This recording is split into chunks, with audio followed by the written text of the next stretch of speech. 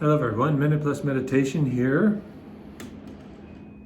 Monday, January the 2nd. We're starting into a brand new year. Of course, we did that yesterday, but here we're kind of launching into it.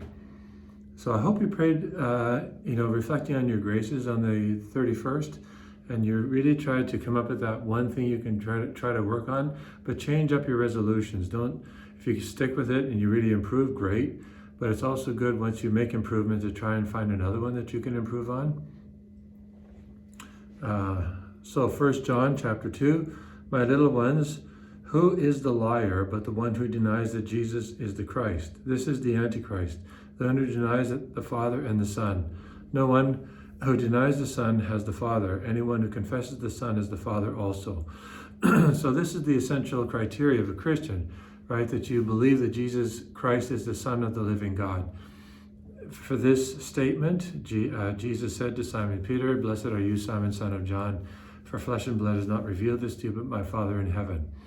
You can teach someone that Jesus is the Christ by, simply by rote, memorize it. You could teach a parrot that, right? I believe Jesus is the Son of God. You could teach an atheist that. Those lines, I believe Jesus is the Son of God, and that they don't believe it. But to say it and believe it is a gift of faith. A child growing up in a religious family will say it partly because it's faith, but it's not really faith come to full fruition. And it's their parents teaching them that Jesus is really God. He's the Son of God. But at some point, everyone has to make a personal decision that Jesus really is the Son of the living God. And nothing less. There can be nothing more. Jesus is the Son of the living God. He's the second person of the Blessed Trinity. And that is the definitive criteria, if you will, of a Christian. His death and resurrection, obviously, and there are other things as well, that he's come here to save us from sin. But it boils down to the fact that Jesus is the Christ, and that means he is God. He is the second person of the Trinity. He's not here primarily, as a prophet or a teacher, although he is those. He's here to save us, and only God can save us from our sin. Jesus can do that because he is God. The first 8 ecumenical councils of the church had to define what it really means for Jesus to be the Christ, the Son of the living God. No time to go into that, but a great book by Hilaire Belloc on the great controversies that go through that. Okay, over to the gospel. John chapter 1, 19 to 28. This is the testimony given by John when the Jewish leaders sent priests and Levites from Jerusalem to ask him, "Who are you?" He confessed and did not deny it, but confessed, "I am not the Messiah." And then he basically says that John said, "I am the voice of one crying in the wilderness, make straight the way of the Lord." So the greatness of John is the fact that he was great. He was truly great because he never got in the way of his purpose, of his mission.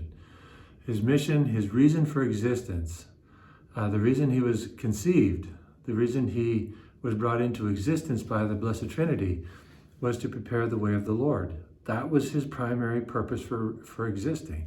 But that was contained the fullness of his happiness, his joy.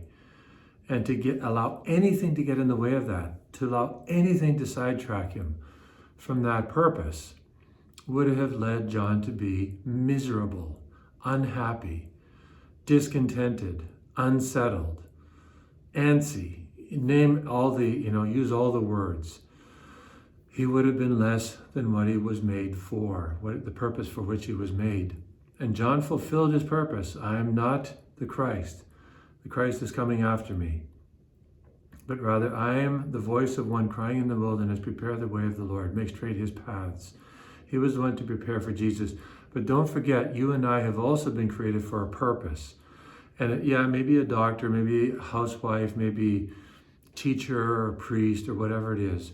But our real purpose, is to be instruments of God and to fulfill his will.